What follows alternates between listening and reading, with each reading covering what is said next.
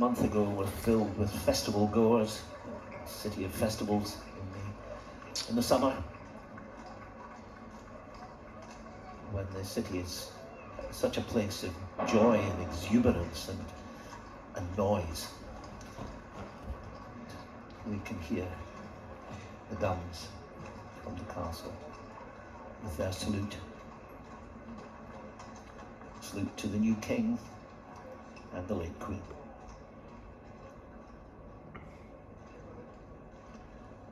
Yes, it's as if these streets are filled again, as they always are during the festival weeks, but for a very different purpose, with a different demeanour and with quite a different sound. Voices are lowered, some heads are bowed, and there is in the streets of the Scottish capital today an atmosphere of abiding respect and gratitude, which, as the guns sound from the ramparts of Edinburgh Castle, is the spirit of this afternoon's proceedings. It is a service of thanksgiving and reflection, and that is the feeling of thanksgiving that the citizenry of Edinburgh and all those who've come from far and wide and abroad are representing today in these ancient streets, as they stand quietly to watch the coffin bearing the late Queen, followed by the King, his sister and his brothers, is borne towards the High Kirk of the city of Edinburgh.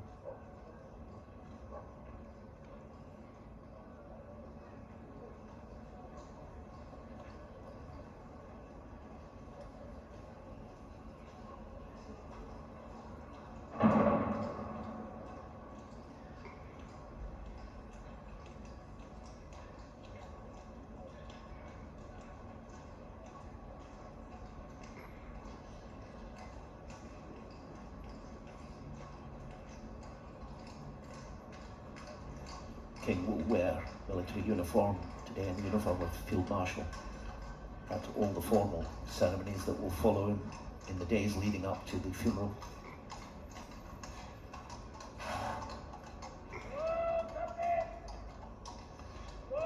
Now they arrive in Parliament Square, where St Giles stands. They'll swing to the west side of the church.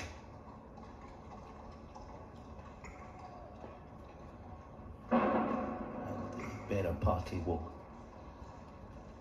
bear the Queen in to St Giles.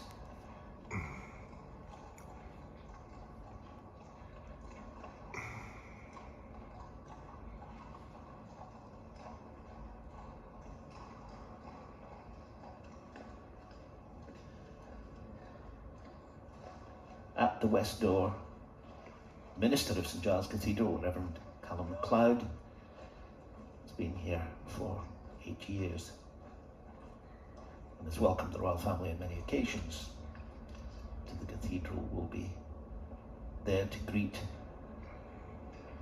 the party, the Dean of the Chapel Royal in Scotland, Professor David Ferguson, and he's Dean of the Order of the Thistle, which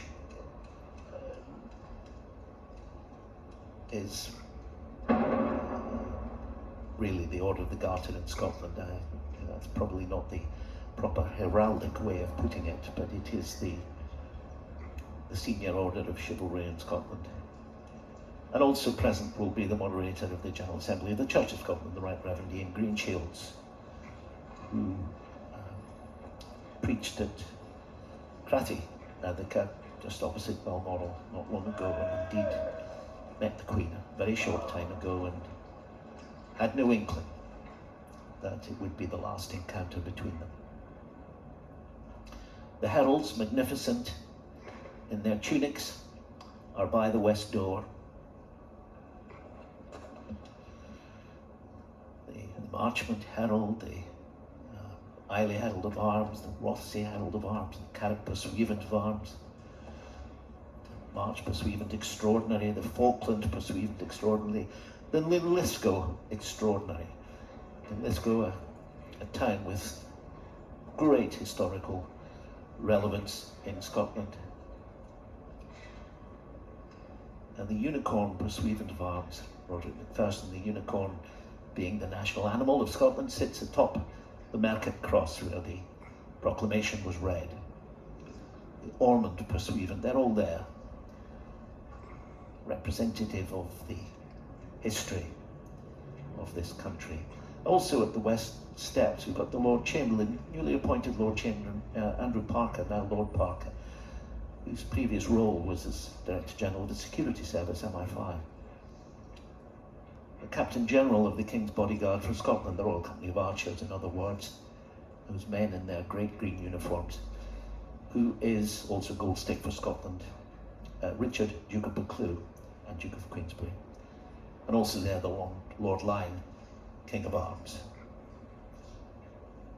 Dr. Joseph Morrow, it was his voice that we heard delivering the proclamation yesterday at the Market Cross. A solemn moment as Her late Majesty is borne into St Giles Cathedral, the High Kirk of Edinburgh.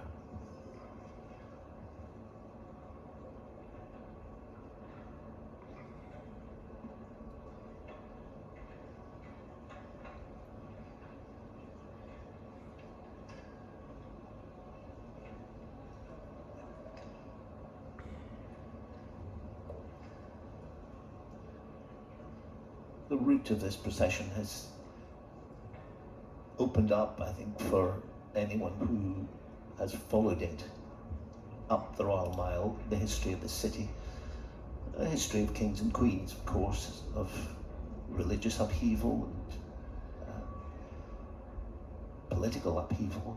Also, a history of enlightenment. This is the city of the Enlightenment. Voltaire once called it the most civilized city in Europe. There's a statue, actually, of David Hume, the great philosopher, just up the street from the cathedral. You can't go far in this city without coming across those great 18th century figures, the statue of Adam Smith outside the Canongate Kirk, which the procession passed a few moments ago. And they all knew these streets as well as we do.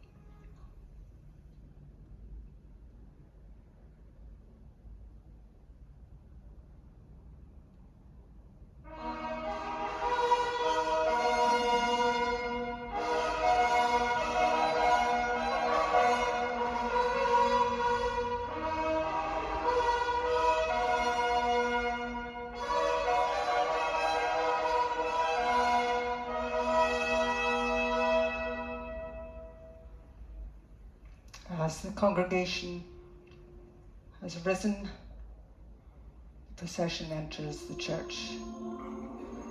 The choir singing Samuel Wesley's beautiful anthem, "Thou wilt keep him in perfect peace, whose mind is stayed on thee."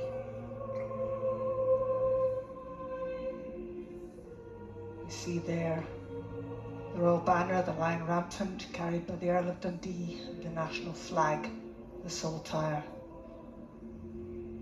The coffin now being brought forward up the steps and into the great cathedral.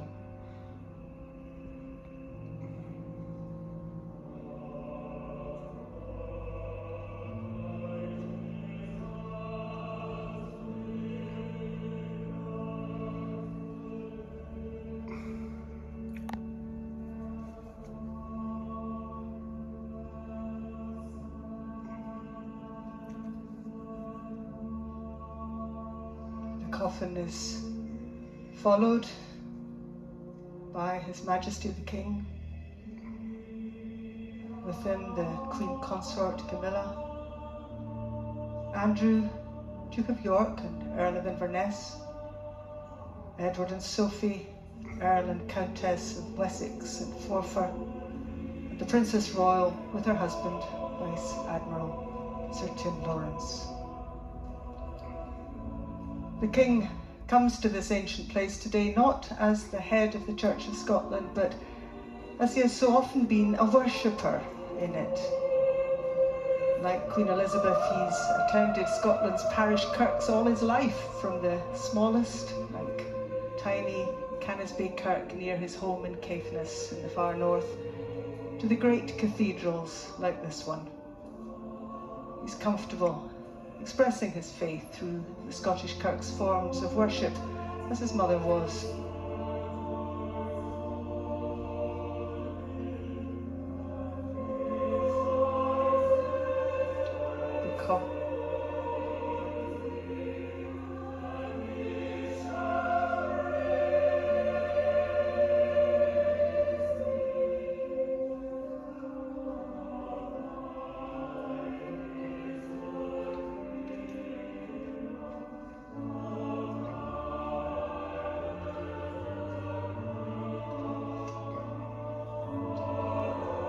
Coffin being lifted towards a catafalque specially crafted for the purpose. It was made at the St Anne's Maltings workshop beside Holyrood Palace, and it's made of Scottish oak with a cross crafted into the wood on top.